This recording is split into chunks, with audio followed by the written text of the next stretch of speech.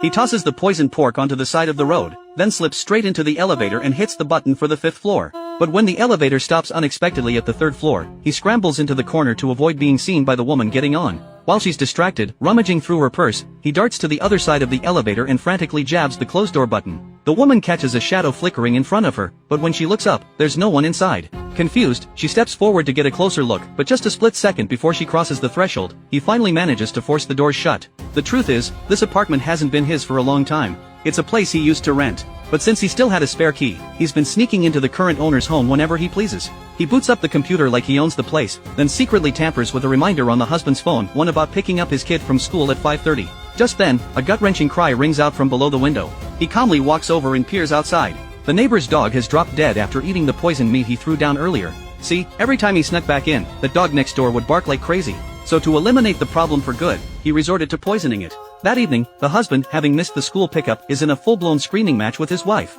She storms off with the kid in the car, leaving him standing alone in the pouring rain, completely lost. Seething with frustration and rage, the husband marches straight toward the little bar across the street. And right there inside that bar sits Nick, casually enjoying the show. The moment he sees the guy heading his way, he ducks into the bathroom to hide. He peeks through the crack in the door, watching carefully. Unfortunately, after a long internal struggle, the husband holds his ground and doesn't touch a drop of alcohol. Nick is deeply disappointed. But he doesn't lose heart. After all, this is just one small step in a much bigger plan. That crushing feeling of falling from the top of the world to rock bottom, that's the kind of thing that can twist a person's soul beyond recognition. Nick used to be a senior executive in advertising. Fancy cars, luxury home, he was living the high life. But in his early 40s, a midlife crisis hit him like a freight train. The company tossed him out with some flimsy excuse about his ideas being outdated. At first, he shrugged it off. With his experience, landing a new job would be a breeze, or so he thought. But after a full year of nothing, not a single offer, he was in serious trouble. To cut costs, the whole family had to move from their upscale home into a rundown apartment with barely any natural light. His son transferred from an elite private school to a public one. Watching their quality of life nosedive, Nick couldn't take it anymore. He swallowed his pride and went to an old college buddy, hoping to land any position he could get. His friend seemed genuinely surprised to see him and quickly told HR to draw up a contract. But when Nick looked at what they handed him, his heart sank. It was a 3-month unpaid internship. No va a ponerme a prueba. No, si a él le extrañó. Cuando vio tu nombre, le extrañó que vinieras. ¿Y? Y dijo que no saldrías barato. Furious, he kicked the car door as hard as he could, then immediately crouched down in a panic to check if he dented the body panel. And that's when he spotted it. Tucked under the seat was a spare key to his old apartment. Memories of the good old days, spending money like it was nothing, came flooding back.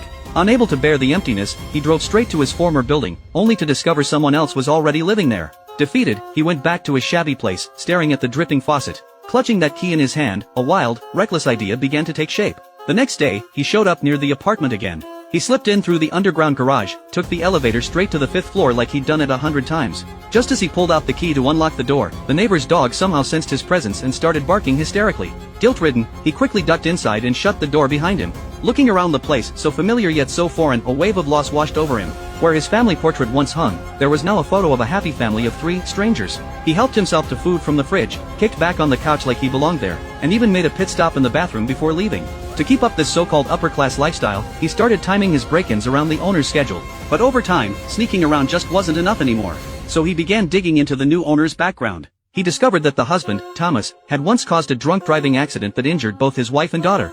Ever since then, Thomas had been attending AA meetings every night. Determined to find out how this family could afford such a luxurious apartment, Nick disguised himself as a fellow alcoholic and infiltrated the meeting that very evening. Sure enough, he spotted Thomas there. As he listened to people take turns sharing how alcohol had destroyed their lives, his mind was already working out exactly how to get Thomas's attention. When it was his turn to speak, he cleverly used details he'd picked up from snooping around the apartment to fabricate a tragic backstory eerily similar to Thomas's, right down to the part about his wife and kids leaving him. Nick's emotionally charged performance earned him genuine sympathy from Thomas. After the meeting, Thomas approached him to offer comfort. Te entiendo muy bien, yo he pasado por lo mismo.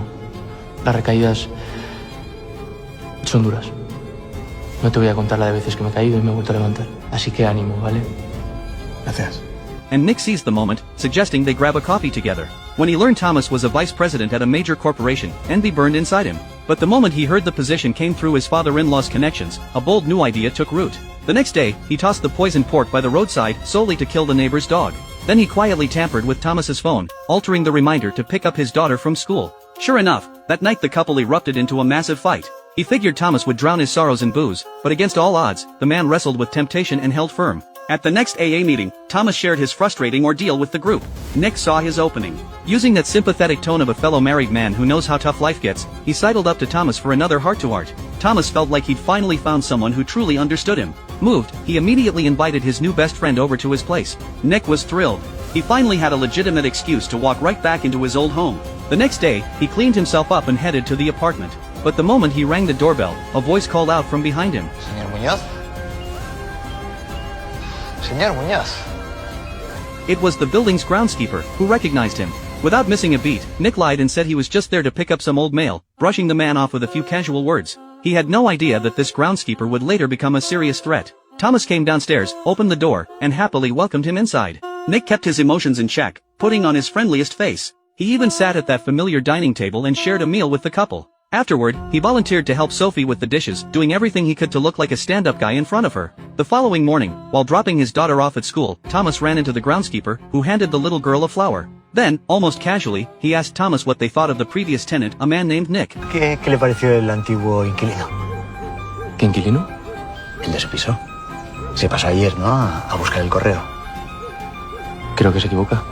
The groundskeeper paused for a few seconds, then quickly apologized, saying he must have gotten confused. At this point, Nick still had no clue how close he'd come to being exposed. After racking his brain all day, he finally came up with a plan that could turn everything around.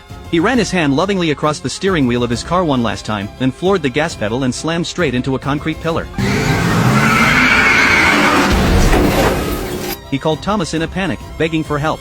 By the time Thomas rushed to the scene, Nick had already pulled out a flask he'd prepared in advance and was guzzling it down. Thomas, completely in the dark, assumed his friend had relapsed. He lunged forward and snatched the bottle away. Nick used the struggle to deliberately splash liquor all over Thomas's clothes. As Thomas wiped himself off, he earnestly urged Nick to quit drinking. He told him to think of alcohol as a deadly allergen, just like his own severe peanut allergy. Even a single peanut could kill him. These vices, he warned, will eventually destroy everything we have.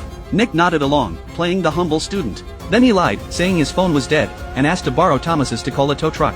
But the second he got his hands on that phone, he secretly sent an email to his own inbox while Thomas wasn't looking. Trusting, simple-hearted Thomas was too busy trying to get the smell of booze off his clothes to notice a thing. That night, when Sophie was putting away her husband's clothes, she caught a strong whiff of alcohol.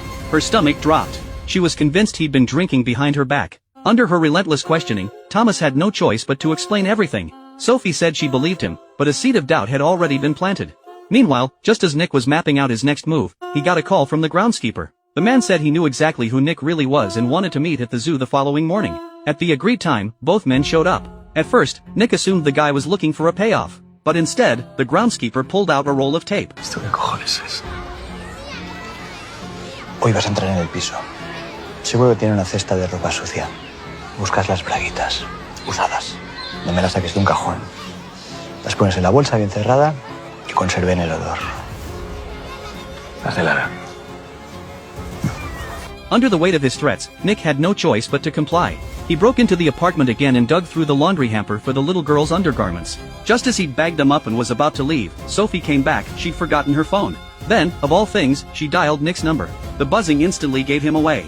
He frantically silenced his phone, but Sophie had already caught a faint sound. Suspicious, she wandered into the living room and looked around. Hiding under the table, Nick held his breath, not daring to move a muscle. Luckily, Sophie didn't investigate further. She just left him a voicemail asking to meet up, then walked out the door. They met at a restaurant, where Sophie got straight to the point. She wanted Nick to stay away from her husband. She didn't want Thomas dragged back into drinking. Nick immediately launched into his act. He claimed the accident the other night happened because Thomas had been the one drinking, and he even produced that fabricated email as proof. Watching the color drain from Sophie's face, Nick knew his plan had worked. Sure enough, the moment Sophie got home, she and Thomas had a blowout fight. Nick watched from downstairs, cold and detached, then blocked Thomas's number for good measure, cutting off all contact. People will do just about anything to claw their way to the top. But is what they end up with really what they wanted? Back at his place, Nick opened a package. Inside were 2 cans of pepper spray and a bottle of mysterious yellow liquid. He filled a syringe with the liquid and injected it into one of the spray cans. Then he tracked down the groundskeeper and handed over the bag of clothes. With that loose end tied up, he was ready to focus entirely on taking down Thomas. But the groundskeeper got greedy. He escalated his demands, insisting that Nick install a hidden camera in the little girl's bedroom. Nick knew the requests would only keep getting worse, and this kind of behavior was deeply disturbing. To eliminate the threat once and for all, he snuck into the storage room late at night and sabotaged one of the groundskeeper's tools. The next day, he went straight to Thomas. When Thomas confronted him angrily, Nick didn't even bother defending himself. Instead, he kept making snide remarks, pushing Thomas's buttons. Meanwhile, the groundskeeper picked up the tampered tool.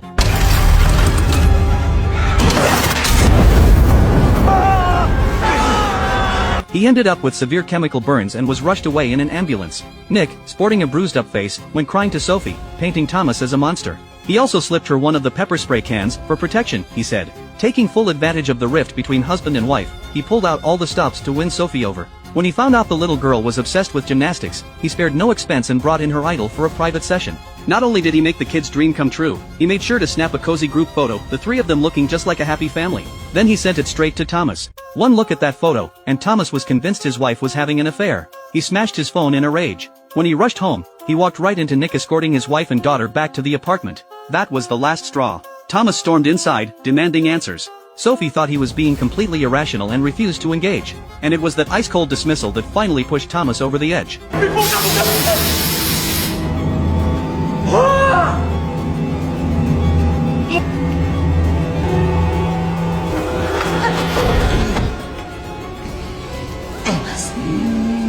When she noticed her husband's breathing growing dangerously weak, Sophie panicked, thinking she'd accidentally killed him. In her terror, she called the one person she could think of, Nick.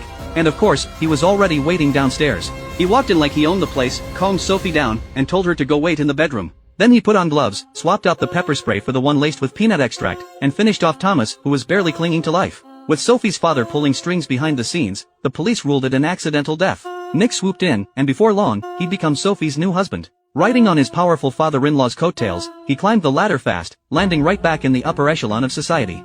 But his ex-wife wasn't about to let it go. She didn't have hard evidence, but she knew in her gut that the whole thing was a scam. When she confronted him, Nick stayed cool as ice. He calmly laid out the consequences she'd face if she talked. ¿Sabes lo que era yo? La cuenta que he creado para Dani, para sus estudios, para que no le falte de nada.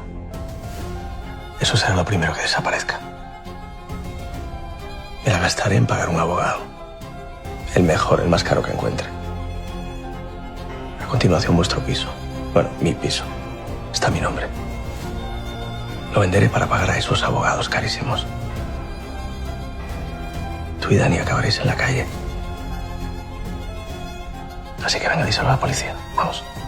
In the end, his ex-wife chose silence, and Nick stepped into a life even more extravagant than before, finally moving into the luxury apartment he'd been obsessing over. Through a series of utterly ruthless schemes, he clawed back the status and the home he'd lost. But is that really winning? True success is built on hard work, integrity, and doing right by others. Sure, Nick got his dream apartment back, but for the rest of his life, he'll be wrapped in lies and guilt. He'll have to constantly watch his back, worrying about his ex-wife turning him in, the police catching on, forever living inside a stolen identity. Life has its ups and downs. Careers hit rough patches. But that's never an excuse to throw away your conscience or hurt other people. The shortcuts that seem to lead to glory? They always come with a heavy price tag. Never lose your moral compass. Never abandon your integrity. Because only a future built with your own two hands will let you walk tall in the sunlight with nothing to hide. That's it for today's movie. Thanks for watching.